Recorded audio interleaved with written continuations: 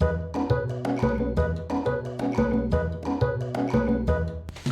watching THIMK. It's like think, but with an M instead of an N, so it's THIMK. A podcast for learning, an educationalist podcast. A podcast where we do all the learning, so you can also do the learning. This is episode 1994, and I'm your host. Fuck, I fucked it up. We're not. It's not 1994. Episode. Cut that. Episode 94. I'm your host, Nicholas Rue, and as always, Paul Vine is also here. Hello, I'm here. So in this, we have a special guest, Tessa. Wow, we had a whole bit planned, and it's just like the nope. Bye. Yeah, no. It's like you're probably wondering how she got here. So okay. So now you do the fucking your part, Paul. Okay. Well, so Nick and we've been auditing classes because we failed out of children's literature because it turns out that we A, aren't children, and B, can't read. So we figured what's easier than reading, and that is art. Looking at it, right? Because there's that Polak guy who just threw a bunch of shit on a mural, and it was art. There's 26 letters, but there's only one art. And he also got paid money by the CIA, and I would like to get. I think Nick and we need tuition is coming up, so. We're looking for that CIA money, so we were going to do art, but they want you to actually do art, make art. So we thought we would steal some art. So we went to the museum and grabbed the first thing we saw. You know, the museum. 5 out of 5 stars. Great museum. Did I need to specify museum? No, everyone knows. What if everyone they're knows litigious? the museum. Everybody's got a museum. Yeah, so we went to the nearest museum of Have art. you heard my techno pop band, The Museum? It's spelled like normal museum, but it's got a Z and it doesn't have the first U. God. We grabbed the first thing we saw, put it in a bag, and then went to go see what we won, and it was a person. Yeah, which was Tessa. And I don't think we can turn a person in for art credit. Legally, No. People can't be art, as it turns out. And we got. I got an email. Can people be art? I'm about to change that for you. It's cool. People I'm can about be to blow your mind because it doesn't even have to be a real person. what? Now, like mannequins, I know. No. We'll get into it when it starts. Okay, yeah. Because so this episode we're going to talk about NFTs, non-funky totems. We got an email. I got an email on the dark web on our dark web account, which is where our university is now hosted after the January incident, where us and a bunch of patriots went on a field trip. And so now our university, .onion, only takes payment in the form of Dogecoin. So I Googled that and found out about these Non-funky tokens. non-funky tokens. And I think that means they're not made out of mushrooms. I think so. And I found out there's a guy named Binkus who Non-fungus made like a bajillion Bitcoins by selling like lactating Ronald McDonald. And I mean, Checks out. I mean, I already made some art before we got started, so I'm just wondering, how do I turn that into this Beepus money? Beepus. Yeah, that guy that sold who? People. Beeple. Yeah. Automatic for the Beeple. God damn it. Awful. So Tessa, besides being stolen by Paul and I from the art museum, Yeah. you want to do a little Oh no. introduction how? In the sense of like what I do at this point or what my interests are? I mean, you're covered in purple light. I can only assume that you live in either a cyberpunk nightclub or the internet. Mostly the internet, which is unfortunate. That's great. This is how we close the NFT circle. If people are art and NFTs are art and Tessa's inside the internet. That's why we thought she was art. I'm your internet person. That makes sense. The only person I knew before that was in the internet was Ralph, but he broke it. He fixed it. God. Stop. He does the opposite. Felix fixes. Ralph wrecks. No, that's what people think. God, did you even watch the movie, or did you literally just look at the poster and you're like, he's got big arms? I've not seen any of those films. That's disgusting. Don't talk about what you don't know about Paul.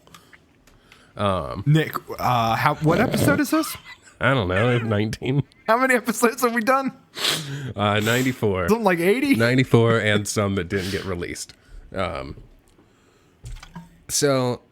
Oh, real quick, just a quick plug for people who are watching this visually. I did buy the Borjomi radioactive water that we talked about a couple episodes ago. It's been a while. So that's either going to make your face fall off or you get water powers? Superpowers. Yeah, I think we talked about how it would make you the Hulk. Or your jaw falls off and then you become a jawless Hulk. The jawless Hulk is a different superhero. It's very salty, that's my review of Borjomi. It's very salty. What would you grade it? Like safe for drinking or toxic?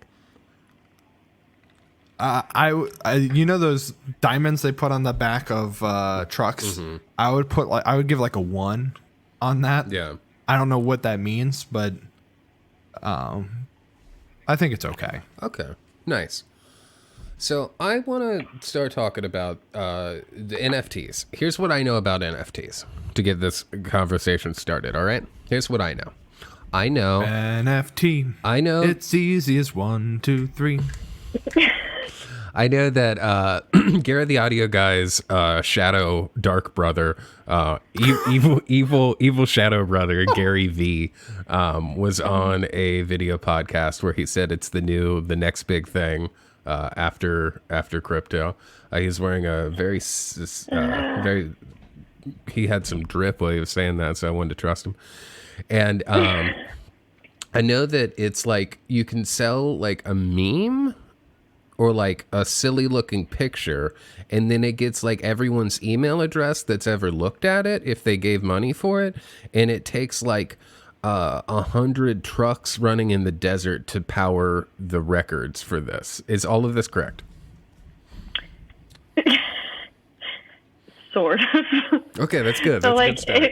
That's closer than I normally get. That, like, cryptocurrency is like one of those things that is like, destroying the planet with the amount of energy that it takes. Mm-hmm. These do the same thing, except it's a really nice GIF or whatever you want, like a digital file. It's just like a digital file that you get to say, I own this because the artist said I could, or like blank auction house gave me the rights to it, even though like a good chance is that like half the population has a screenshot saved to their fucking phone. Right. And like they also own it, but without the artist's permission. They don't have a receipt that says they own it. Exactly. So it's about like the authenticity of the piece and like the idea that the artist is saying like, this is for you. You've paid for it. However, that's happening. So like, let's say I see, I know this is one they're selling. What's that cat that's a Pop-Tart? Yep, Nyan Garfield. Cat. Which one? Nyan Cat. Okay, Nyan Cat. Nyan Cat. The non-cat. It's not a cat. Non-cat. So I've seen that photo, right? I've drawn that photo for myself and put it in a little folder. I've saved it to my computer for a folder. I don't own that though. I've just stole it. Copied it. Yeah. Okay. But if I sent a little email and like $5 attached to whoever invented the non-cat, then I'm good. Is it like a stock in a GIF?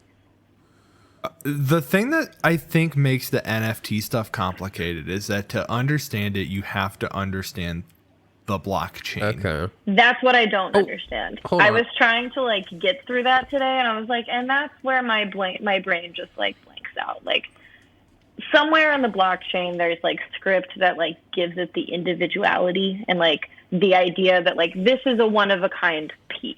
Like Yeah, it's just that, somewhere right? in there. Yeah, that's it. That's a cool blockchain. Yeah, that's the blockchain. That's See, how we're the trick is you got to draw 3 lines and then 3 lines and then you connect them. and then another one. And then you do a triangle on top and bottom. So I think the easiest analog I can think of for the blockchain is a library book, where you rent the library book, you can scribble on it, do whatever you want to do to the library. I mean, the library will get mad, but you can do whatever you want to the library book. But you do have your name stamped in there. Yeah. And then the next time somebody gets it, their name gets stamped on there. It just keeps getting added onto. Except it would be like if you wanted to rent a library book, you had to burn down the rainforest every time. Because the way the energy that crypto... it takes to do the book. Right. The way that crypto works is every 10 minutes or whatever, a new Bitcoin is mined. And when that Bitcoin is mined, it gets added onto the blockchain. So like, hey, here's this Bitcoin. Here's who owns this. This is a heavy simplification because I don't necessarily understand it myself. But the way that they are trying to fight inflation, because what happens with money is that as more and more gets introduced, the idea is that it becomes worth less. So to fight inflation, they increase the amount of work necessary to get new Bitcoin, so that you justify, here's why it doesn't, here's why it's not going to lose values, because we're doing more work to create it. Now that work is a computer running equations and solving problems that generate the Bitcoin and basically confirm that, hey, this is a real thing that exists. We've done the work. That's the proof of work thing. All of the NFT stuff, and the idea behind it is that like, oh yeah, it's incredibly wasteful now, but we're going to move away from proof of work to something like proof of stake, or there's a bunch of them. Proof of stake is the big one, which my understanding is it's a lottery system that if you own Bitcoin, you basically get a lottery for a new Bitcoin when it's mined. Oh. Doesn't make sense to me. So Bitcoin is one of those things where I feel like we've talked about it enough that we've just kind of falsified the value because we make it seem really cool and people want it because they don't have it. Well, but that's back to just value in general. It's a Ponzi scheme. Like it is a thing that like the only reason that it has value is because we are artificially making it have value by requiring more work, so it's harder to get. So fun fact, that's how art works in general. All together. Yes, that's why the NFT thing makes so much sense. I think it's because it like literally is like, okay. So I've got a Bitcoin. We've given monetary value to images that we've seen on the internet for years. Like that's all we've done. We're like, we're gonna buy it now. Just one thing. So is the way that NFTs work, like in the blockchain, like do they have to be based in a system of like cryptocurrency? Or can NFTs be sold outside of that? Is it like basically instead of having a Bitcoin, you have an NFT, but it's still like based in the blockchain? Well, I want to say it's almost like you would be like buying like script, like computer script. Because it's like the idea, like Beeple's whole project that he sold through like Christie's, for instance, was just like 5,000 images. Yeah. Done in like almost like an Instagram wide layout. Like everything was just like put together. So it's like you're just buying like all of the individual files or like like jumble of files. The thing is, you don't even get the files, right? No, you just get like a copy. Right. What you're buying is like what happens, and the reason that it has to happen, it has to be on a blockchain. It doesn't necessarily like people say Bitcoin in general for cryptocurrency. There's a bunch of them. Most if not all NFTs are traded with Ethereum, which is like a new cryptocurrency that is not ridiculously, like, hasn't had the price driven up the wall the way Bitcoin has, where like one Bitcoin now fluctuates between $5,000 and $15,000 depending on the hour that you look at it. Which is why it will never be real money. It's like, I don't know, like if it fluctuates that much, it's not bad. You know what happened the last time money fluctuated that much? The Nazis rose to power in the Weimar Republic, Germany. So an entire country broke down. Yeah, it's like a dictator came to power. Super casual. Yes. So, but like, it has to be on the blockchain, because what happens is they basically take your receipt of sale and they just put that in the blockchain, so there's a permanent record of it. And because of that, that's why it's non-fungible, is because you can't trade it. So you get like a receipt that says, yeah, this person bought this artwork at this time, it's located here, and there's like a link to the piece, because everything is digital, so it has to be hosted somewhere. And so there's already an issue where a bunch of these images are no longer being hosted. So you bought the NFT, but if you go to try to like access this thing you supposedly own, you can't, because it's not being hosted anymore. So a couple things. There's like internet archives for that, which is then a whole separate link and a whole other issue of like digital archiving, which I'm not really ready to approach yet now that I'm thinking about it. Yeah. So so you can't trade an NFT at all? Like if I bought I feel like you'd have to have a third party. I don't think you as like an owner could buy it, but you'd have to probably go through another. Could I let's say I spend my hard-earned money on really Ronald McDonald pissing in Burger King's crown or whatever people does. Like, what if I get embarrassed that I own that? Can I like give that away to like? Can I give that away to someone, or can I sell that or trade someone for like another picture of like the hamburger helper glove, like jerking off King Kong or something? Okay, the thing is that the reason, these are like, all like real Beeple pieces. I'm pretty sure everything I've said is actually something that is true. That Beepus has done. I'm like that checks out.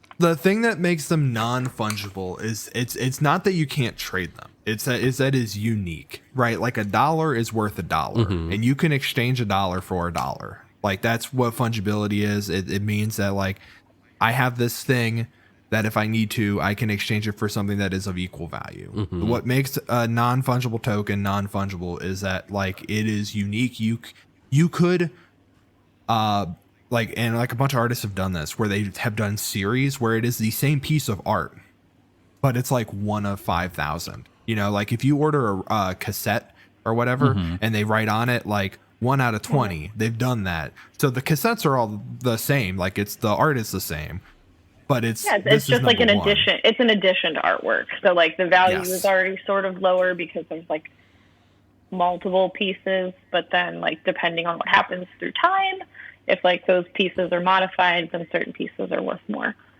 Or they're some of them are really expensive, right? Like the NBA has been doing, I think it's called like Top Shots, which is like basically NFTs, but for like highlight reels. So you can buy like LeBron. Yeah, you can buy like a clip of LeBron James dunking, and they do those in editions. And the ones that like, there's a couple of them that have been like really expensive because the number is the same as LeBron's jersey number. And so people are spending like 4 or 5 times, 10 times the amount that the other ones would be selling for.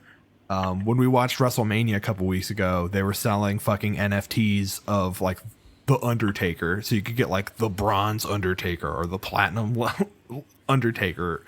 And what that is, I don't know. Like most of these are just digital art.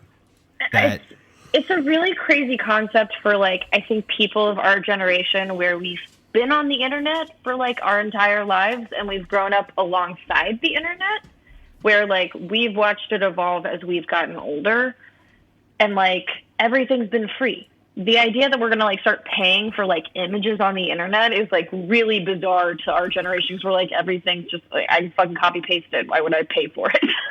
And like the mindset behind it is that it's been like public for a reason. To take this away from like art, even for a second, like most things that you buy electronically, right? Like most software, most like movies, music, is you don't actually own a copy of, like you own a license of, right?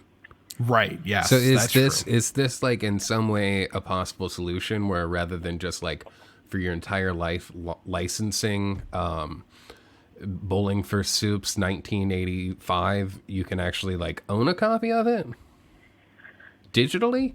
Is that anything? Not to say Bowling for Soup's 1985 is not art, because like if it's not, is anything? I mean, kind of, and like in a weird way, like circling it back to art, like depending on if you like look at some like critics and just like people who are talking about NFTs now that they're like mega popular, like people are talking about, they're like, you're buying the idea. Yeah. You're buying like the concept of this piece of work, which like other artists have done like through time. Like there's like the there's that banana, right? On the Fuck wall. the banana. Fuck the banana. Yeah, the banana. The banana is like a really good like public, like everybody knows the banana because they're like, what the fuck is that? And it's just like money laundering. Money laundering is what's happening. But that was one where it wasn't the idea that you like when you buy that, you don't buy that banana. You buy the concept of a banana taped to a wall. Exactly. That was it. Or really? like, yeah. Oh yeah. It was like at Miami Art Basel, like 2017, I think. Don't quote me on the year exactly. But no, I remember seeing a banana taped to a wall and that being a. Yeah, it was like a big deal deal at one of the art fairs, which is like a whole other topic. You know, and this is the contemporary art culture. This is what they talk about, you know, the modern, how everything's art's worse nowadays, contemporary art. I liked it when it was a urinal. You could piss. That's Dadaism. We're in a second piss wave on of a Dadaism. urinal. Now it's a banana? You can't pee on a banana. They'll arrest you. So like you can piss on a banana, they won't even know. If you, as long as you drink the requisite amount of water, they would never know. Why don't you go down to the Kroger and just take a pee on the banana and see what happens to you? All right. So like back to the urinal. Oh, for sure. So that's Duchamp. That's what I'm saying. Yeah. Duchamp's like whole thing was like ready-made. Everything's already there. I'm just going to frame it in a way that people are going to like think of it other than an object. Like really all he did with the urinal was like put it sideways. Was art, right? It's like wouldn't you just like put it on its like backside and was just like, this is it now. I was like, you know what? I'm just going to write my name on it. Yeah, I'm just saying. And like you think you pee on this, but it's art. Yeah, it's art now. You can't pee on it. Yeah. I mean, you can like. So you'll also get kicked out of the museum. There's definitely a handful of people talking about like artwork and like internet culture nowadays being like a second wave of Dadaism, because Dadaism was like ultimately like this nihilistic response to like everything's going wrong. Like if you look at it in like the socio-political timeline and not like the artistic timeline, you're like, oh, that's like lining up with like world wars and a lot of like European like economic difficulties. So people were just kind of like, yeah, no, fuck it. Like, this is art now. I'm gonna dress in a cube. And like, you know, what really matters. And so like, I feel like this entire generation that's been like set up on the internet with like a really twisted sense of humor, we're just looking at like a second wave of Dadaism where it's like, yeah, nonsense kind of has a meaning because we're going to give it a meaning. Well, the thing that's really interesting to me about the whole NFT thing, outside of the fact that like everything is absurd with it, the thing that's really interesting is like been this idea over and over again that like, no, this is good because it allowed people to support artists, which like I guess you weren't able to do before. Like if you wanted to give an artist, because you said it, like it's just a digital image, you could just download it for free. And it's like, I've bought art from people online that probably was digital originally, and they printed it out and sent it to me.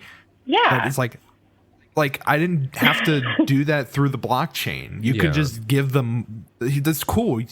There's this thing called money that we already had that you can give people in exchange for goods or services. So, and now we've just reinvented money without a physical object. So not to like take the side of NFTs, because still I don't know what they are, and I'm confused how the trucks in the desert come into play here. Like, do they need to go somewhere? But so I guess the I idea can of damaging something. Yeah. Oh, okay. Hell yeah. That's cool. There you go. They're like metal. Yeah. Oh, okay. We're good. Yeah, remember they have those spikes on the wheels. Yeah, they're like the most metal art. So, okay. So I can get it kind of in a sense of like, yeah. So like you said, like an image. If you want to buy like art, if you want to buy art that's created digitally, you can buy a physical copy of it. In the same way that compared to like a song, for example, like you can buy like a cassette version, you can buy like a vinyl, whatever. You can buy a physical copy of it, or you can get like, if you buy a physical copy, you'll get like a download card, which is still just like a download. Like it's a license in the way that Apple and shit is selling licenses to view movies and TV shows and listen to music. Like, is NFTs a way to like, and unnecessarily, of course, like philosophically, I don't think I agree with this, but is it a way of like, since you can't really sell a license to look at something, I mean, I guess you can from like stock images, or that's really to use something though, right? Like, is it a way of providing this like idea of ownership in a medium that's like really doesn't have it's not tangible, it's not ownable, especially when when the internet is just constantly looking at stuff. And what is owning a thing? Yeah, I think that's like the key thing here. But for real, for like NFTs, like what does it mean to own own something digitally? Like, or just in general, like. I mean, I really think it is just like the idea of like, hey, I get this.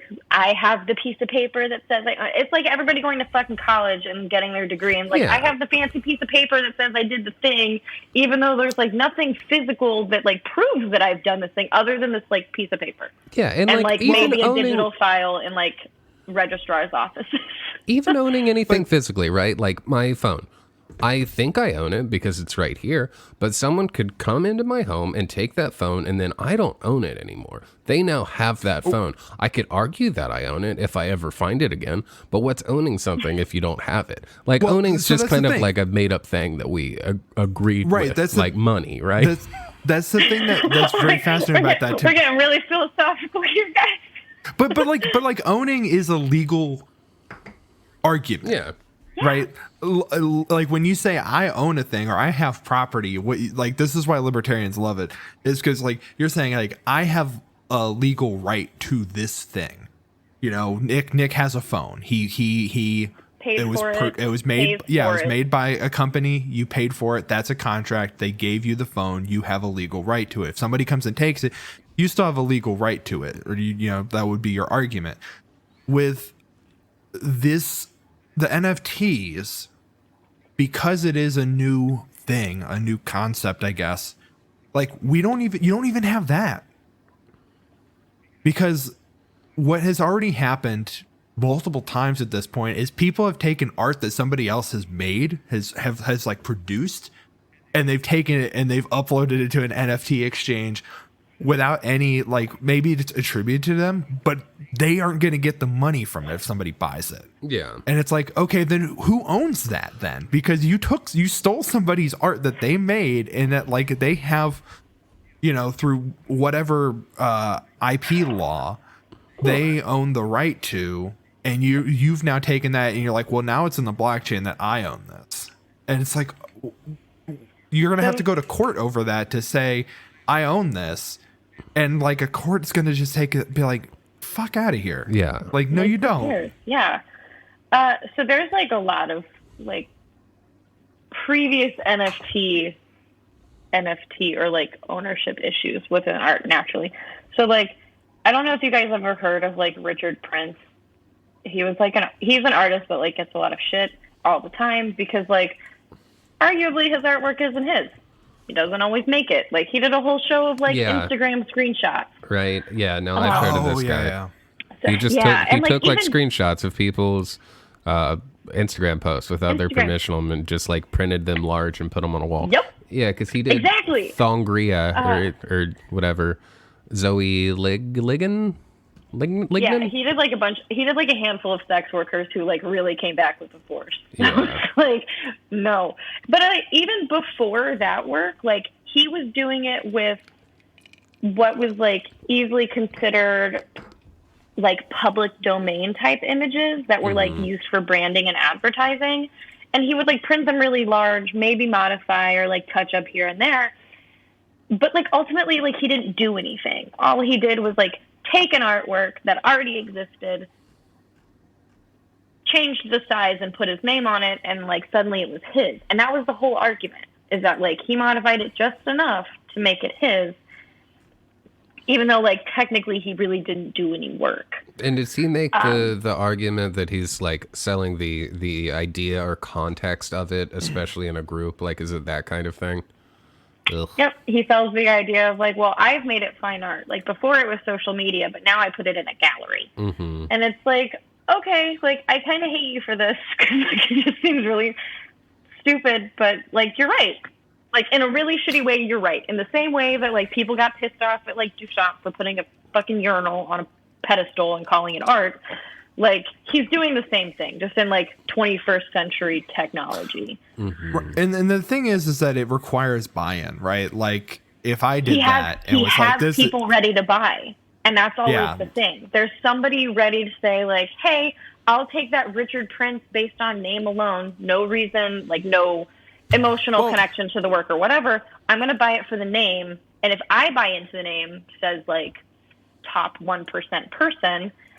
Other people want to do that. So like that's how just art accumulates value in general, is based on who's willing to buy whatever for like X amount of money. Right. Well, and that's the NFT thing, is that it's like nobody is buying NFT. Like, again, go back to the thing about like supporting artists. Nobody's buying this because they're like, damn, I really like Beeple's art. No, people are buying Beeple's art because a bunch of people are buying Beeple's art, and people think that they can get in early enough on the ground floor so that if they buy a Beeple art for 0.1 Ethereum or whatever, they can sell it for 0.4 Ethereum and turn $1,000 into $4,000, assuming that you can even exchange Ethereum for real money. But I mean, that's that's going on with all the cryptos right now, especially like I think Dogecoin is like the clearest example of that. I remember when Dogecoin was launched, and it was like 0.0, like it was like millions of a decimal. There used to be a Reddit bot that gave people Dogecoin as a joke. Mm-hmm. And then they drove the price to like a quarter. Now. Yeah, and now it's it went up like 10,000% or something in like a month. Yeah. So if you had $100 in it, you would have like $100,000. Well, and let's see how it works with Elon Musk going on SNL tonight. No, it's already going up. I've been watching it because I was curious. That's next week. It's next week. Yeah, is it next week? It's next weekend. It's the 8th. I've been keeping an eye on it because I bought like fucking a year ago. I bought like, or not even a year ago, I guess a few months ago. I bought everybody's getting 10. Am I know. I'm just like reluctantly holding out on getting into crypto. I just thought it'd be funny. Someone on Twitter posted as a joke, and I was like, yeah, fucking, I'll drop $10 on Doge. Let's see what happens. And turned it into 50, right? And it turned into 50, and I sold it, and I was like, that's dumb as shit. Like, just because Elon Musk fucking tweeted like Dogecoin. So when I heard he was going to be on SNL, I was like, I'm not going to spend any money on this, but I am curious, like, what's going to happen. And it's gone up like a third of its worth. It's gone from like 0.025 or whatever to like 0.038. Like, and it's just because fucking, I've been watching it because I like see like and I think it's our podcast Twitter. Like, we don't like anything. So it just like, oh, so it just like brings you random things. So Yeah. it's like, Elon Musk tweets because he's popular. You're like, exactly. No, it did okay. that. It did that. It gave me a notification that was like, Elon Musk tweets the Doge father. And I'm like, why the fuck am I getting this notification? But I was like, I bet that shit Exactly. just jumped up. And that shit did jump up because people just hear There's like Elon Musk now and then they're just buying it. Yeah. There's like, a Twitter account for like that said something about like Azalea Banks made some like Instagram post saying like pretty much encouraging Elon to like bump up the price by the time he was on SNL. I'm like, no, it's for sure. Like, No. it's a pump and dump scheme, right? Like, they're just bringing it up to sell it and make some money. Like, Right. Yeah. And what all pump and dump schemes require is winners and losers. Like, if everybody's buying in, nobody's selling, and somebody has to be left holding the bag, right? Like, that's what happened with the GameStop thing. It's like the GameStop thing was a situation in which a bunch of people were like, yeah, we're going to play the long odds. And then we're going to drive the price up. And then like, you have to get out. If you were in at $20 or whatever, $50, and you sold at 400, you're doing great. If you were the person who jumped in at 400 thinking like, yeah, this is going to hit 10,000, like, guess what? You're the loser in this situation. Yeah. I have a handful of friends that are feeling that pain. I mean, well, that's the fucking like culture that Reddit investors have. I think is that like, there's people that are clearly it's the meme stock market. Yeah, it's the meme stock market, but some people on there are definitely like fucking like, they're like, oh yeah, let's fucking, what are they, diamond hands, like hold it forever, and like they're selling it. Like, there are people that are absolutely posting that shit and then immediately selling it just so they can come out on top. Oh, because yeah. the whole thing is like, it's grifters. Like, Yeah. it has to be. Stocks in general are grifting. Like, the idea that maybe when the stock exchange was initially founded, that like, oh, I'm actually buying a share in this company, that I have buy-in and say of like how I'm helping get this company off the ground. At this point, nobody's doing that, and like, the stock market is the thing that drives up the price of a stock market, of stocks on the stock market, is like the corporations taking their profits from the year and then using it to do stock buybacks so that they can jump their own price, so that their fucking investors can sell off what they have, or like, it does, otherwise it doesn't do anything, right? You're just holding value, and the idea is that it's going to go up forever. I mean, that's why Bitcoin is super popular, is because that artificial scarcity does mean that it is going to go up forever, until the whole thing, like, it's going to go up until it collapses, like, until we destroy the catastrophically. planet. Yes, or that too. Or until somebody stops us from destroying the planet. Or you just get your shit stolen because you store your Bitcoin on a fucking hard drive, and then you forget the password to unlock it, and you're just like, well, fuck. This sounds like a personal problem. No, this is a thing that's happened though. Like, there's at least, and I don't trust this guy because I think he's done this a couple times, but like, there's a guy who's just like, I have 10 Bitcoin on a hard drive and I have only 2 guesses left at the password.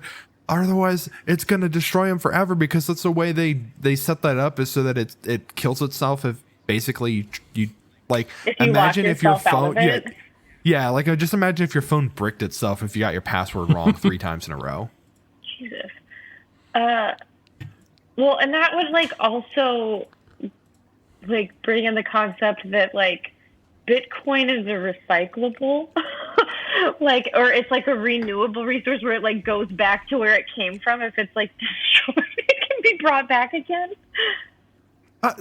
The thing that's really I say that only because I'm like, since Bitcoin doesn't really exist physically, like, if it's destroyed, it just goes back into the void that we mined it from, right? Yeah, like whereas a dollar, like, there's a physical dollar that will eventually deteriorate, and like the U.S. Treasury like retires dollars and stuff all the time. But But Bitcoin is once it's there, it exists. You know, it's not gonna. It can't. Bitcoin cannot be destroyed, created nor destroyed. The law of conservation of Bitcoin. But I thought the whole no. idea of Bitcoin was that the mining was creating it. And so See, 'cause within the that's like- blockchain, it lives forever. Right? Isn't that the point of it? What? Okay, so Bitcoin, right? Like there's constantly computers mining it. Like, which I don't know what that means. It's doing algorithms, so there's more Bitcoin, right? And if Doing work to find them. Yeah. Make them? Okay. Bitcoin is like a rich guy walking into a Planet Fitness and looking at all the people working out. And then he just picks one at random every 10 minutes to give $100 to. Gotcha. Okay. That's Bitcoin. okay. Or it's mining Bitcoin. So Yes. And the people working out, that's mining Bitcoin. okay. So Gotcha. But mining then every Bitcoin- time he gives $100 out, the weights increase. so mining So you have to work harder. mining Bitcoin is like it's like a loot box. This all comes back to being a very complicated loot box. Oh, Jesus. Yeah. I mean, essentially, because okay. But, okay, I looked basically, into this that- in like 2012. So real quick. So if that guy gets his password wrong and that hard drive is erased, that Bitcoin is still in the blockchain, but no one Yeah. will ever be able to access it. Yeah, it's just like it's money that like the address exists, Mm-hmm. right? Like the address exists, but you can't access it because you don't have access to the wallet. Right. But it's Gotcha. like if I ate $5, I just ate it and then I pooped it and it wasn't $5 anymore. That's just gone. It's like in the Yeah, you Dark technically Knight when the destroyed it. Joker burns all the money. Right. Well, okay. So every Couldn't every burn all dollar the has Bitcoin. He could just run a big magnet over all the rich people's hard drives, right? So yes, that's exactly what he would do. So the other thing is like every dollar has like a serial number on it, right? Like we do serialize our money. This would be like at the U.S. Treasury, they have a big old list of like every dollar they've ever made, and they've got the money. You're telling me and they they're, don't? like, They all have like And serial numbers. yeah, and they can keep track of all the serial numbers, and the $5 that you ate will just show up and be like, "Hey, we had this. Yeah. We know that this existed, but like it's gone." For sure. So it's like can't it's spend like it that anymore. "Where's George" stamp or whatever. Where's my dollar stamp? It's like if Yeah. that website was run by the Treasury and it was for every dollar that's ever been made. Right. Well, it would just be the idea that like, okay, we know that this existed, but nobody owns it anymore, and we don't have access to it because it's locked in a vault that we can't get into. Okay. But the thing is just that like the system is designed to just try to basically algorithmically create infinite growth.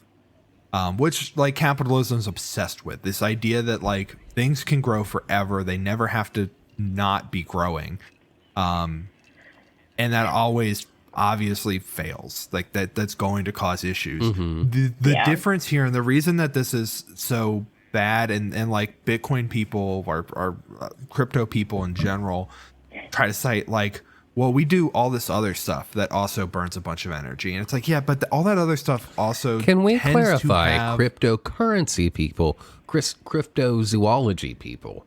Pretty No. cool. Yeah. Unless Bigfoot's out there fucking burning down forests. At which Hear me out. point, We like, create a new crypto somehow involved with Bigfoot. Bigfoot's out there. Bigfoot is actually every time we mint a new BFT, that's short for Bigfoot, we're going to burn Bigfoot down the token. Pacific. We're going to burn down another redwood in the California redwood forest. Did you know that Bigfoot is actually he's hunted through all of the landfills for all the discarded hard drives and thumb drives that have Bitcoin on them, and Bigfoot is actually what's the master hacker? No, what's the fucking guy's name that invented Swordfish. Bitcoin? Oh, The shadowy figure that no one knows who it Oh, is God. that invented Bitcoin. it's a Japanese guy, right? Satoshi Nakamoto. Yeah. It is the name. Gotcha. Maybe not a real person. But there's a couple things I want to circle back to, which is Nick's question about licensing. Yes. Before we About- just jump completely off track. Well, so I think the question of licensing is ultimately a question of access. Wait, did you know that Satoshi Nakamoto is actually an anagram of Hank Oasis Tomato? Tomato Town. I do know. Fortnite invented Bitcoin.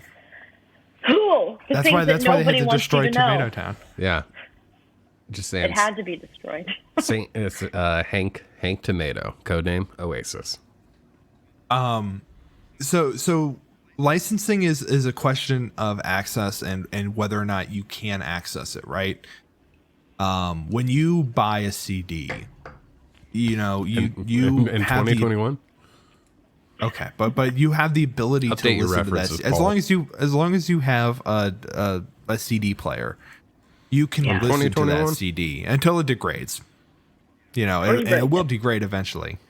Or you scratch it up on accident because you drop it between Yeah. your seats in the car.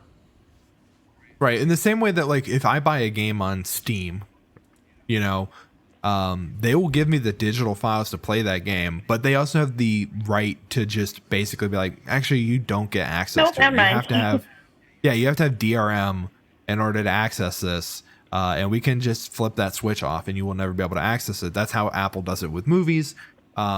It's similar to, Netflix pulling a movie off of, so that you can't watch it anymore. Yeah. So ultimately it comes down to who has access to it. And with art and digital art in general, if you have a computer, you have access to it, so it's not, unless you can revoke that, because a digital piece still has to be stored somewhere.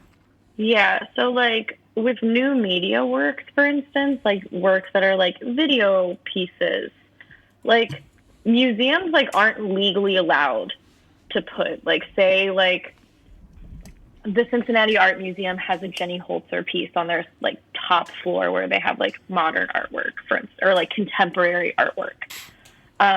They can't stream that online. It's illegal because the artist still has rights to it, even though the museum owns it.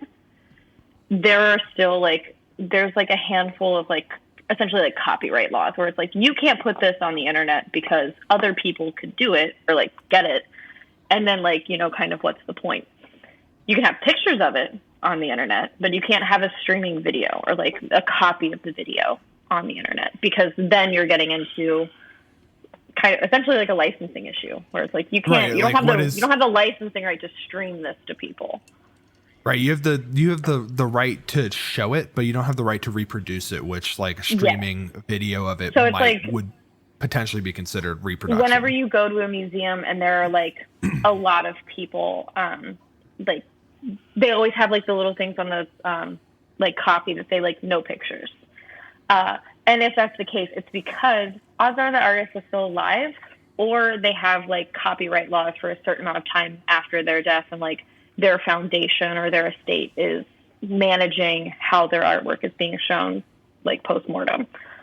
And I mean, art museums have full usually not a team of people, but they have one person that manages all of that and has to update it every year because those things change.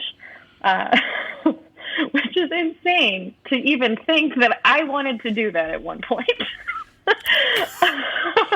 And did it at one point where I was when copyright laws for people. The one point Tessa wanted to do that was about an hour ago when she was in that museum, and then we kidnapped her so that she was not able to do that anymore. It's been a busy day. Just kidding. Every museum only started putting more money to it after the pandemic when they realized we need to have our artwork digitally available online, even though handfuls of people prior hey, we should have this accessible online so like people know we have it.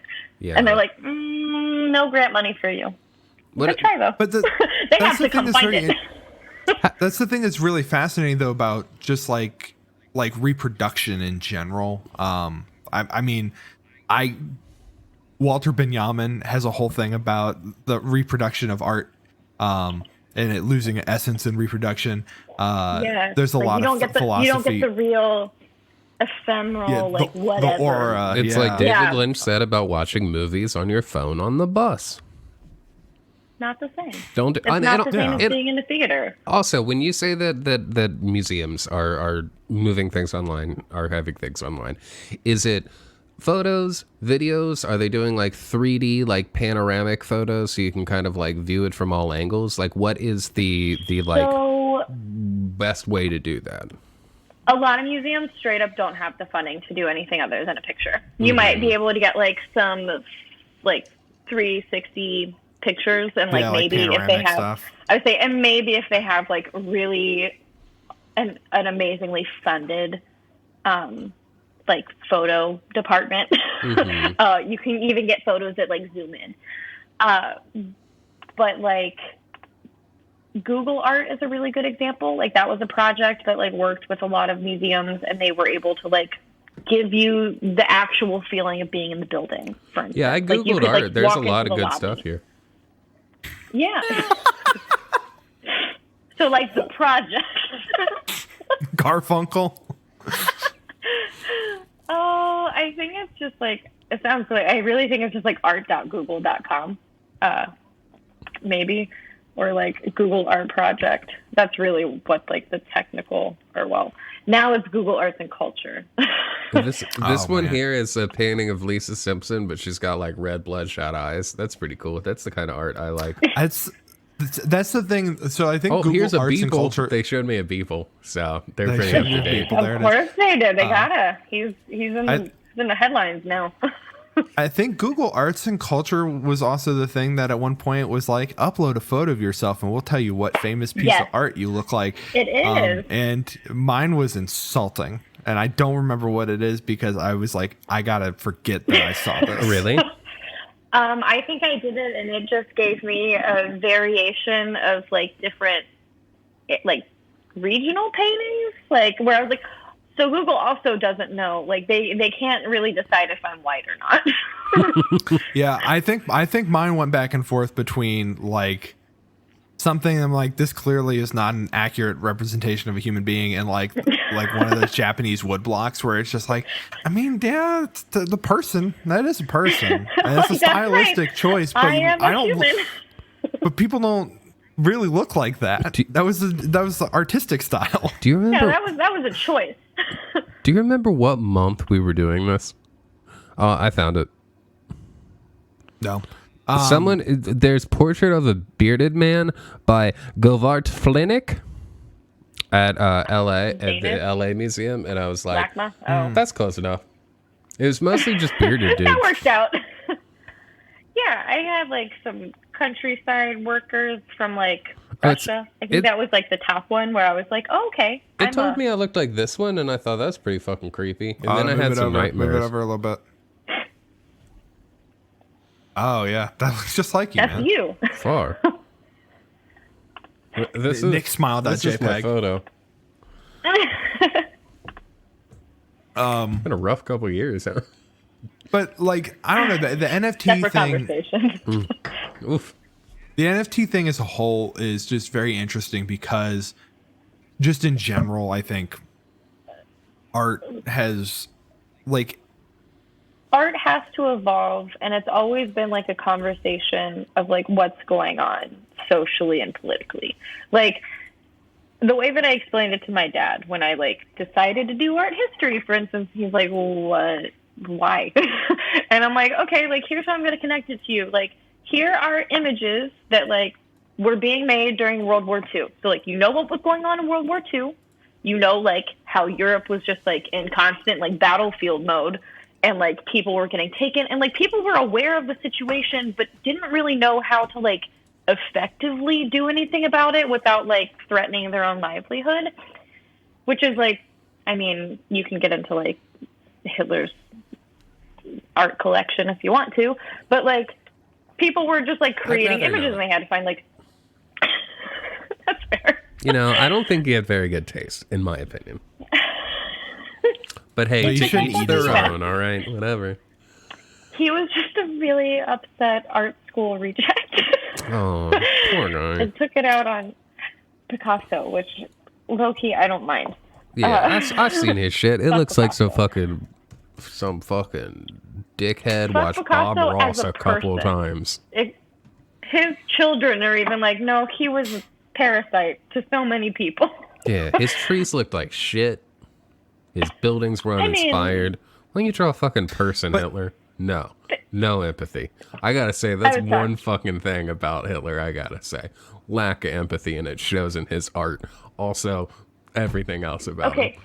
Hitler just did a lot of landscapes, like watercolor landscapes. Yeah. That's what sells for him. You can find his artwork, like, that people have bought for, like, thousands of dollars. People will still buy them, regardless of context. Again, that gets you back to the thing of, like, art has value because we say it has value. And like, Yeah. I think art has value beyond a monetary value, but humans have just made it very difficult. It's a cultural value. So, like, art's Yeah. one of those things that, like, humans have done for years. Think about, like, fucking cave paintings. Like, nobody, like, they didn't know what was going to happen long term. They're like, I'm going to paint this horse on the wall, and, like, it's cool. I'm going to make some stuff with this water, and, like, maybe it'll stick around. Who knows? Yeah, you draw a buffalo on the wall, and you're like, this is what they look like. And your cave buddy's like, that's fucking what like, they you look put your like, hand bro. there. Yeah, that's exactly what It's they like look like. A really beautiful sense of humanity that we can all, like, relate to and come back to, where it's like we recognize images and we can appreciate people's stylistic choices in creating them. Like George W. Bush, great artist, because you finally get to see how, like, dumb child his brain is when he tries to capture the world as he sees it. But I don't hate it. Like, this, like, maybe No, it's like it's- the part of me that's like like the teaching part of me, where I'm like, no, I think everybody can try, because, like, Yeah. who the fuck is it? Like, somebody decides something's worth more, but, like, really, a lot of artists have, like, personal practices that, like, don't really, like, they're not for public consumption. They're for the person that makes it. Seeing George so, like, Bush's half the paintings, like seeing his portraits, are like looking at a baby Hitler. You know, you're like, I know you're evil and, like, you suck and, like, everything about you is bad, but like, look, you barely know how to eat. Oh, like, there's something humanizing about seeing how stupid his brain is, that when he looks at faces, he's trying. Like, I'm just really fantasizing about feeding Hitler applesauce right now. No, I just Like, mean, here's the thing. I looked at his portraits. I'm just like, you know what? This is nice. After, like, years of political stress and, like, probably this was not a thing your dad let you do. Like, clearly, a lot of people pursue art after they're able to retire because it's like, well, this doesn't make money, but I enjoy it. And it's just like, yeah, you know what? Now that he's done with everything, he can, like, enjoy it. George W. Bush like, paints like he's like he's making shit posts non-ironically. No, he genuinely means it. The thing is that, like, so much of what we consider art is about, like, a community, whether it is producing a thing for a community or expressing yourself to a community. There's, like, a whole, like, music used to be a communal thing. It wasn't like, oh, I'm really good at the guitar and I'm going to record this and sell it to other people so they can see how good I am at the guitar. It was like, hey, we're all going to get together at the hall and play music and, like, enjoy it together. Yeah, but you know, there was, like, one dude. Yeah, you know, there was one dude who was trying way too hard. That's why gospel music honors him by, like, everybody else is, like, singing and there's, like, some really good bass, but there is always just a guy in the background on the guitar just, like, noodling. But, like, it's all about, like there is a sense of community there that I'm not going to say there was this time before where, like, art used to be pure and now it's been ruined or whatever, because that's fucking a nonsense statement in my opinion. No, But, I mean, politics happened. I don't know. Like, It's, Well, I mean, just- art's always anybody who creates something in a place where other people have influence on that person, like it's going to be political either way. Well, and like, I think Mozart is one of the poster boys for like the stuffiest, like classical kind of music of like, oh, real art, like this modern pop and rap has nothing on classical like music, like Wolfgang Amadeus. But it's like, dude wrote There's always lick me gonna in be the asshole. He wrote Put Your Tongue in My Whole Butt. That was a song he wrote. Like, it's always been there. There's always going to be people like that too. Like that was Hitler's whole thing. He pretty much like saw artwork that was being Tongues made in and his he butt? considered it degenerate. No, Not you know what I'm tongues in his talking butt. about. Yeah, I know what you're talking. No, I mean he Yeah. would have also gotten rid of that too. That would have been homosexual, and he would have been like absolutely not in my country. Or like people are I like wasn't James allowed. Joyce wrote the best book ever, and then you read his love letters, and you're like, this is better. Well, yeah, because once again, personal projects almost always do better. And like, what's funny is so like, for Every instance, like, good my artist piece is a freak. Every person's a freak.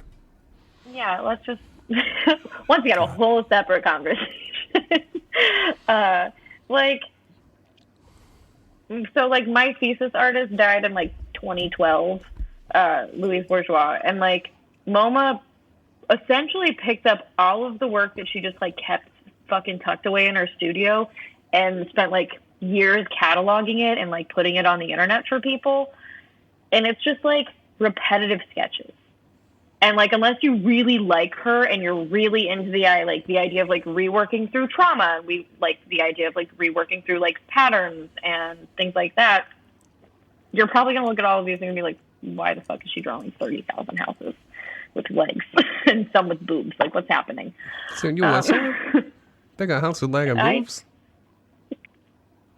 Look, Not boobs, but like mostly she- legs and houses.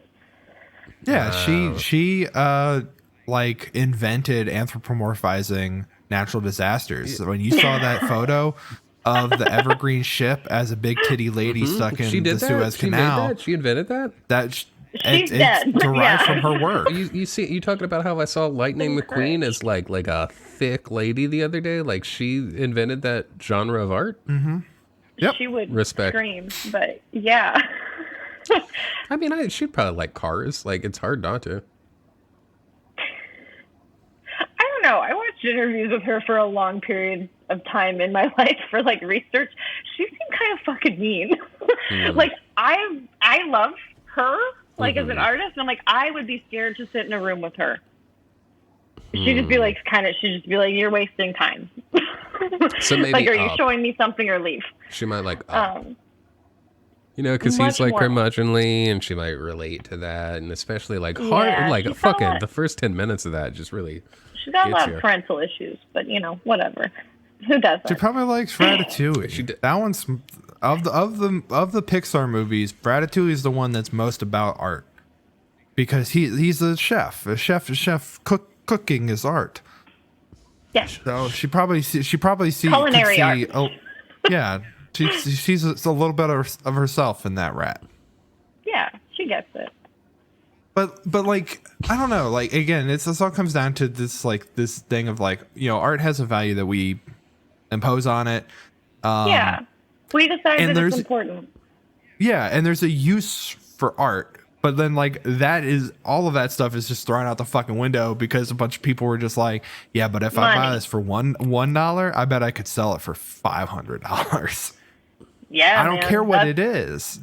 No, and that's- if I can convince somebody that it has value, or you know, any of that sort of thing, like auction houses, like you know, they at this point in time are obviously like very honest because they have like research where it's like, hey, this is going to be worth this based on the past 5 years of like buying patterns of similar items, and based on like, you know, for instance, like people always say, they're like, I got like my mom's China set, and like, what is it worth? And it's like, have you met anybody in their mid-20s? Because you know what, they're not fucking buying China sets. It's not worth anything because nobody's gonna buy it now unless they are like a diehard fan of like that maker or like that pattern or like maybe a one-off. But like, the value is deeply affected by what we, the consumer, are willing to pay for it. And it constantly fluctuates. Well, the thing that's really fascinating to me about when you get into like the money laundering aspect, part of what makes it easy to launder money or to write things off as tax losses or whatever, to just like, if you own high art, that is just when people are calculating your net worth, that's just like a free, like, fill in the blank, because you just get a different appraiser to be like, all right, come in, tell me what this is worth. And that number can go anywhere. Yeah. You can sell it for a lot or less. And it's all, because it is all subjective. Like, there's not a, at least with something like a toaster or whatever, there's a use to it, like an actual, like, Oh, you don't think a toaster can be art? A toaster could be art. I mean, I'm sure toaster has been art. I'm just, what I'm saying is that, like, Duck Champ. There are people that collect toasters. I have met one. They're very cool, actually. I think you met the one cool one. But I guess He had a very there's like organized collection. He was a rare one. He also collected copper, which was like his real bread and butter, and then like I think side that's projects illegal. with toaster.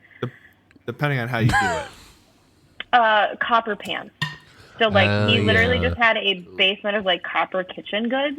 Did he like that he had- pipe? Like copper pipe? I don't know. You trying to buy any copper pipe? Hotels would have like chefs that would have like their own copper pot collections that were like lined with tin. Yeah, he educated us, put it that way. But yeah, he also collected toasters from like the 60s. Yeah, that's cool. But like, I think somebody collects everything. Something and one thing I'd like to chime in here with that I found out recently is Jar Jar Binks merch is actually kind of expensive now. Like the rarer Jar Jar Binks merch that in the like 90s, early 2000s would have been garbage. Like I saw a original like 1990s printing of a Jar Jar Binks shirt going for $350. Like, because now there is an ironic appreciation of Jar Jar Binks that actually has now. For how long does it have value? I don't know until they make Jar Jar Binks Jar Jar Star Wars story and then ruin the legacy of Jar Jar Binks by making him endearing in a different way and getting his backstory in a different way. But yeah, I've even found that with like. I found that with like there's always a resale market, and like PS5s are still hard to find, but they're not reselling for like you can buy a new one for $500. You can get one on like Facebook Marketplace for like $500. Like no one really wants them, or if they want them, they can get them. So now the markets just seems to be like they're constantly bought out by people who either just want them or by resellers who think they can resell them and are finding out that like no, there's not really a big market for that. That's what happened to the NFTs. Like a month ago, NFTs were hot shit, and then after like 2 weeks. And people will be like, well, the market got flooded. It's like, no, because a bunch of people bought them thinking like, I can't wait to turn this into more money. And then realize like, wait, nobody is buying this from me to turn into more money. And the stuff that you couldn't do that with is the stuff that's already prohibitively expensive. Like it's Beeple shit. Yeah. Well, not to mention like people who are buying digital artwork or like people who are making NFTs, for instance. Like I had a friend who made some really cool artworks to like auction off for like charity. His artwork, like that's not like he does it for himself and like never thought of selling it for whatever reason, because it's based in a computer. It was like a 3D model that rotated. He's like, unless you have like a TV screen mounted on your wall, like with a fucking a thumb drive. I got my aquarium back there. It's not hard to set up. He's like, you're not gonna view that all the time, like unless you buy the setup for it, which is additional money. Because traditional artwork, you just buy it and then maybe you have to frame it, and then you're done. So like the decorating part is completed. But for digital artwork, you have to take all these extra steps, and you're like, is it worth it? Because like eventually, like I'll have to replace this, or like what if it doesn't support that file anymore? And like, right, you know, someone could take it. Right. Again, it becomes a thing of like, yeah, I've got a wallpaper that like my wallpaper is digital art. I didn't pay for it. I just Googled like 1440p wallpaper, and found and like a anime that I liked. It was just like, cool, that looks good. Slap that shit on there. Or it might be trees now. I don't remember. But like, I guess I could just click away and see it. But like, I didn't pay for that. But like, there is art out there that is like digital art that is just like, yeah, I like this person. I like what they're doing, and I want to support them. Yeah. And so you go the extra step and maybe buy an artwork, like buy a physical piece. Right. And I don't have to burn down a rainforest to do it. No. Because I don't need a receipt that says like, oh, I own this one. Yeah. Well, and I think like the paper trail, like whatever, is really just like, so when I was like looking up NFTs and like the history of NFTs, because, you know, obviously they existed before February. It's just when February is like when it took off, because Christie sold a piece and it was like a record breaking thing for them, not only in like content, because they've never sold really like a non-tangible item, but then it also like broke a record because it sold for like just short of like $70 million. Like somebody paid $70 million for essentially a digital collage of his artwork. That's my other question. So these sums, like, is this one person buying it, or is this kind of a collective of everyone? So through Christie's, it is a single buyer. It is an auction. That it is traditional in the sense of like somebody was competing for it, and that's what happened. Do we know who bought it? I mean, they keep that shit private for a reason. We will know who can't buys steal it, though. I mean, I guess if you access the blockchain, like somebody who's buying it. Yeah, I would say if you find a hacker, I'm sure they can figure it out. Like the whole thing with the blockchain is that there should be like it won't be a name, right? Like the whole thing is that it'll be an address. So like there's record of it, but it's all anonymized, because that's otherwise how would you buy heroin with it? The number one use of cryptocurrency. Yeah, but I mean also like okay. Couldn't a rich person who had a stake in the legitimacy of cryptocurrency just buy that, and it would be doing themselves a favor by legitimizing NFTs? Oh yeah, somebody absolutely could have like millions of dollars in Ethereum, and then it's just like, all right, I'm gonna get this NFT shit off the ground so that the cost of Ethereum. But again, you still have to be able to cash out. The thing that's like buck wild, and that is reading about just in general. But I mean, Bitcoin, I feel like the whole idea of cryptocurrency and NFTs is that, yeah, like you said, like it's a Ponzi scheme, and it's led by people that are eventually going to have to like pump and dump it, and like you want to be the person who's on top. Right. Yeah. But the thing is that as with all like stocks, you know, you got to be very careful about the dumping part, because if you try to dump all of it at one time, everyone's going to be like, oh shit, sell. That's why the GameStop stuff fluctuated so much, is because it would hit like 450 and then a bunch of people would fucking sell. And then a bunch of people are like, oh shit, everybody's selling. I got to get out now before I lose my money. And then it tanks the price. Yeah. And that's all of it. Every single thing is speculation. And like the only way that like actually make money off of that with any reasonable degree of certainty is to be the people who are controlling those levers and doing microtransactions where, you know, like, okay, we're watching this data as it's coming in, and we're going to buy and sell like just enough to like make a shit ton of money off. Yeah, it feels like a digital long con. Like it seems like a long con. And that if you want to make any money off of it, you just have to like ride the waves and try and play into the con and be aware of what you're doing before the bottom drops out. Yeah. I don't know. It's also just getting lucky. Like reached such a fucking like household name at this point that like Bitcoin may never drop in value, because people are just here Bitcoin. you know? And if it like becomes, I don't know if it would ever drop, because I think people will buy a little bit of Bitcoin.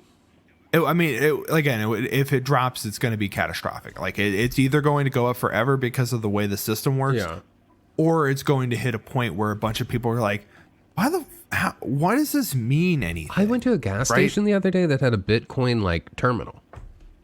Yeah. Yes. That's nuts. I've seen that. Insane. And I think about, I remember like checking my fucking Half-Life 2 webcomics and then going on the internet and seeing like the story of when someone bought Bitcoin for a pizza.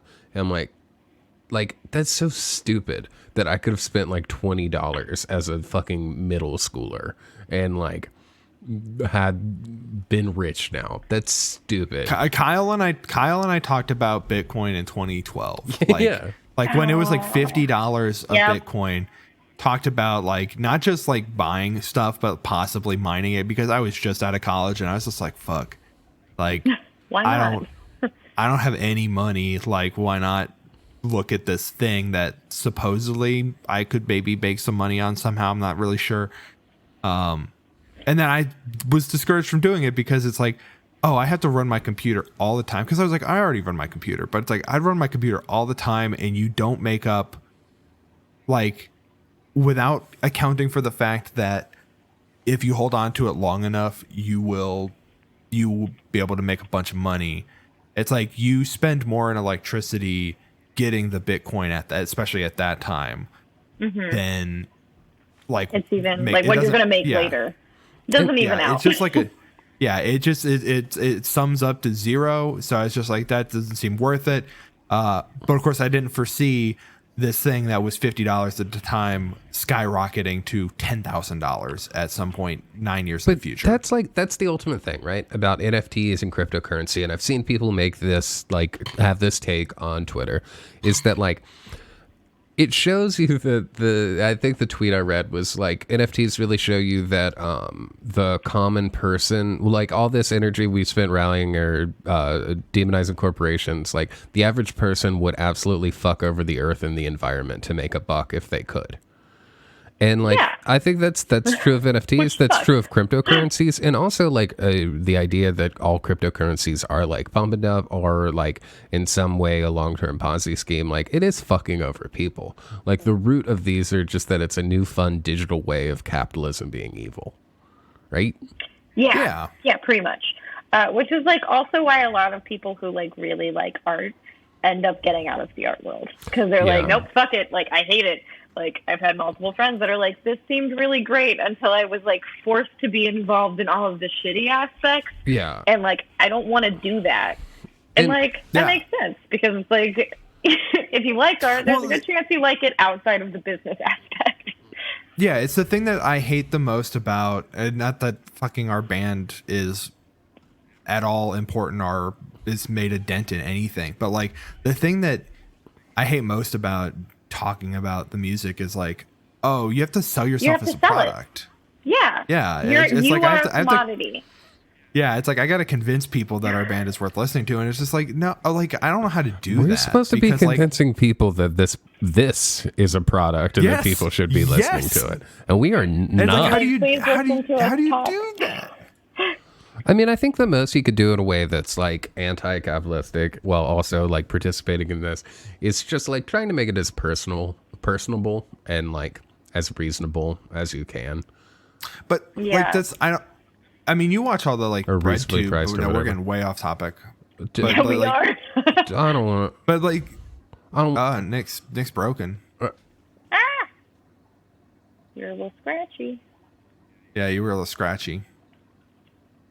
But like all the bread-tube people, right? Like they do the thing of like, oh yeah, we're gonna talk about. Is that a Panera? YouTube people? Yes, I know. It's called the baguette. I don't watch a lot of them. I mean, I know some people consider Hassad bread-tube, but I watch like Thought Slime occasionally, and that's about it. It's a term that has increasingly meant nothing because people are just like, oh yeah, this person's vaguely leftist. But the thing is, when people have terms like bread-tube, that's the part of leftism that I'm like, nah, not for me, man. I don't want to like. I'll get my takes through Twitter jokes, like from that a friend sends me. Like I don't need to watch fucking Vosh or whoever the fuck. Right, but or Destiny, right? Yeah. Like there was a whole thing with Destiny and Richard Wolff having a debate or whatever. It's like who fucking cares? Yeah. But also like it is a thing that like so much of that style and what those people rely on is like selling themselves as a personality, which is why debate is useless because it's actually not about the ideas. It's like it's about how this person's going to present themselves. It's why I Right, can't like, do YouTube. Debating is the lamest shit in can't the fucking do fucking it. world. if people who are Destiny fans are not going to be convinced by Richard Wolff going on to see Destiny because Destiny's going to talk in a way that they're going to be like, yeah, this guy's good and I like him and he's smart. And Richard Well, Wolff it's is not an about what it says. academic. It's about the idea that like they already like him. It's Yeah. nothing that's happening in that debate is going to change their mind. It's like the same idea when like the fucking Creation Museum guy debated Bill Nye. Like that wasn't a debate.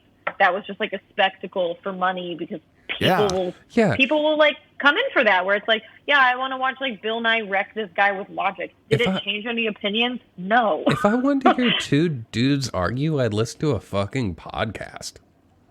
Who is it? I'm trying to remember Don't who listen said to it. podcasts or release them. There's somebody Have one.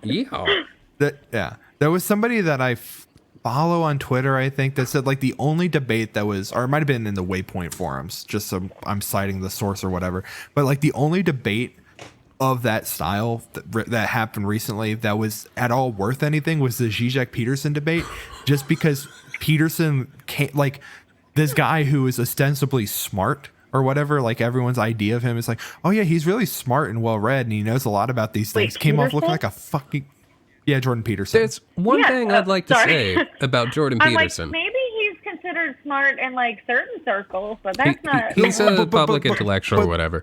But there's one thing I'd like to say is. about Jordan Peterson real fast. To his credit, okay? I saw the new Adidas Stan Smith commercial where Kermit does the voiceover, and I was like, what the fuck? That's not Kermit. And then I saw a clip of Jordan Peterson. He does a way better Kermit naturally than whatever fucking people they got doing Sesame Street now, which apparently they fired the guy because he was either hard to work with or union disputes. So,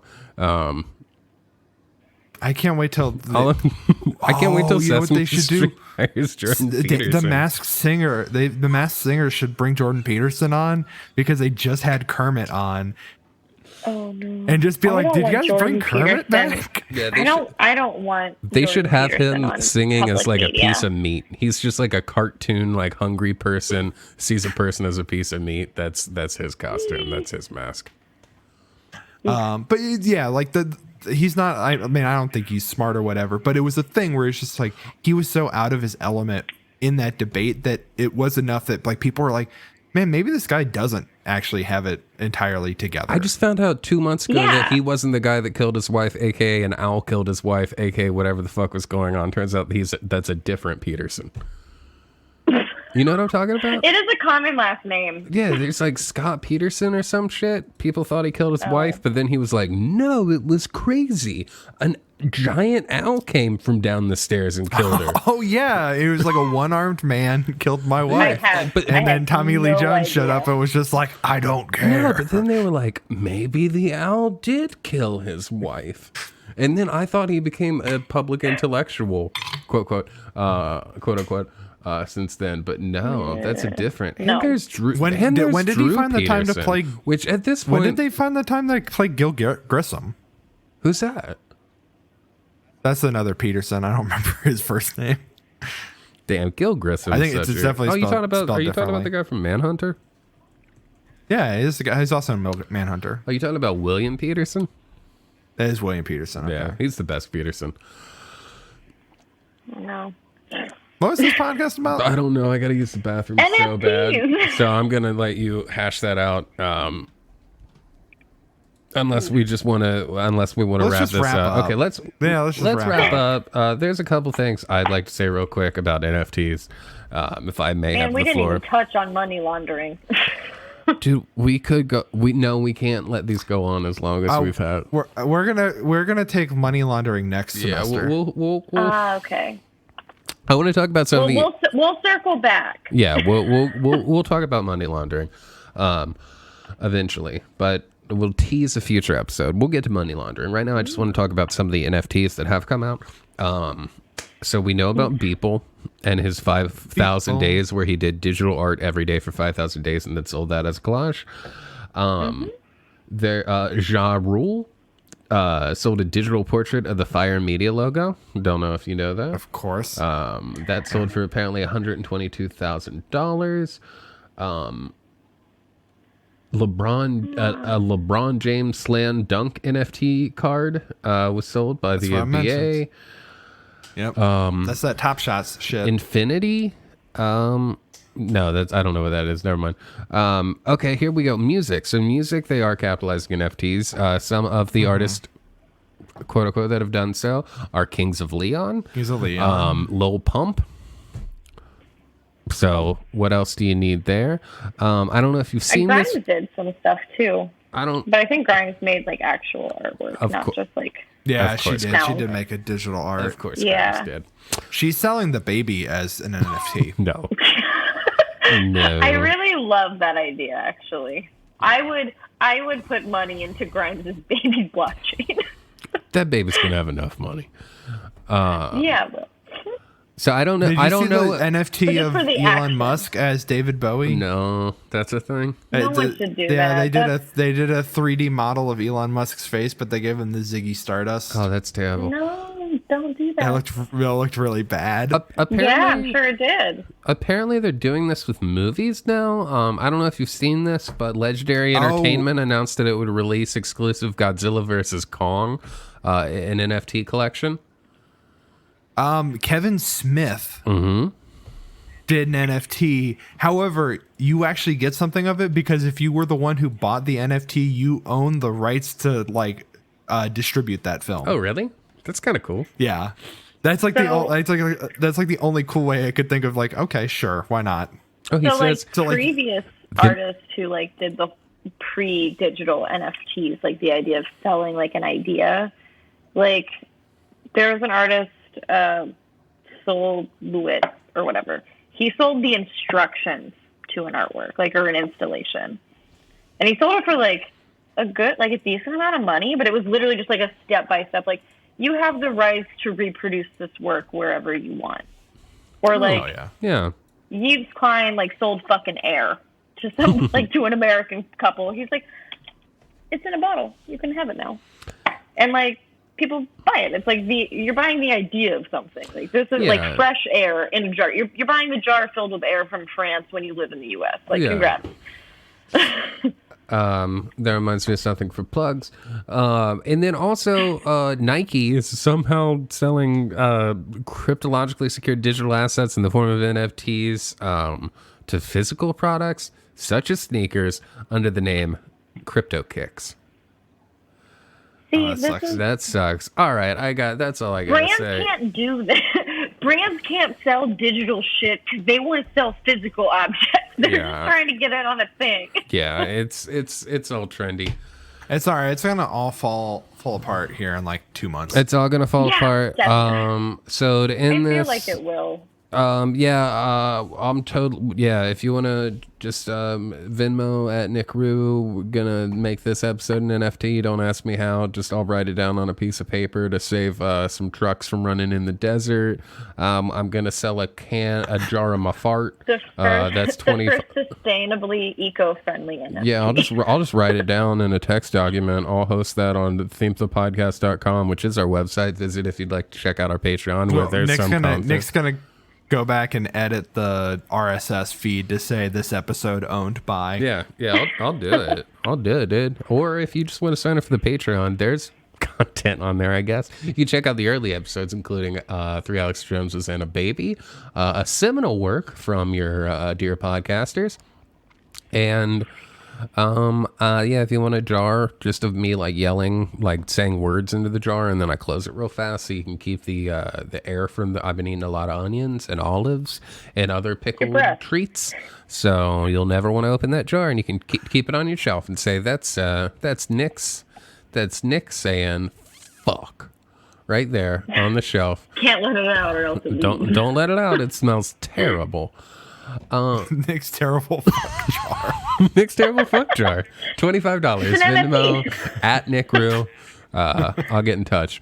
Anyone else have any terrible fuck jars or anything else they'd like to plug?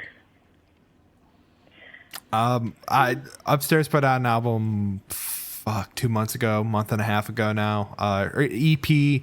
I've already been yelled at for saying the wrong thing. It's unclear what it is, but there's 7 songs. You can get them on Spotify, Apple Music, Deezer, Bandcamp.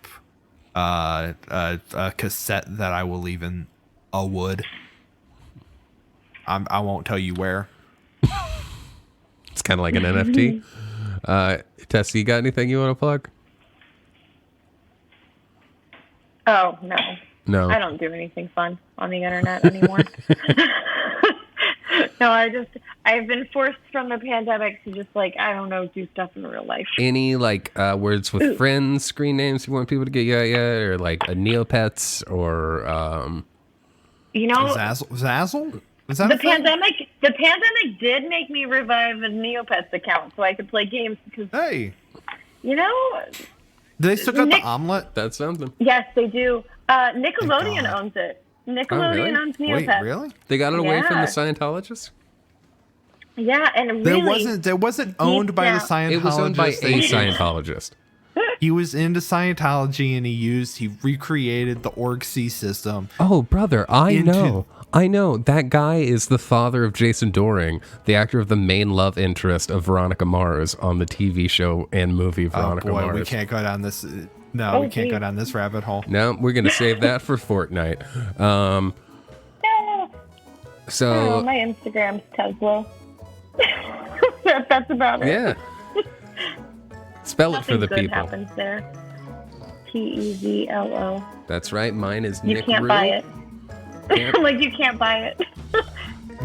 Don't buy it. Mine's Nick Rue. People have tried. My Twitch name is Nick Razor. No E. No, it's NICKRAZR, like the the Motorola flip phone. I'm trying something different, updating my aesthetics. So follow me on there for I don't know, some weird ed TV shit I'm gonna do. But hey, until next time, don't think too hard without us. You got one. And if you're gonna run 100 trucks in the desert, you better not get anything out of it. Bye. Bye.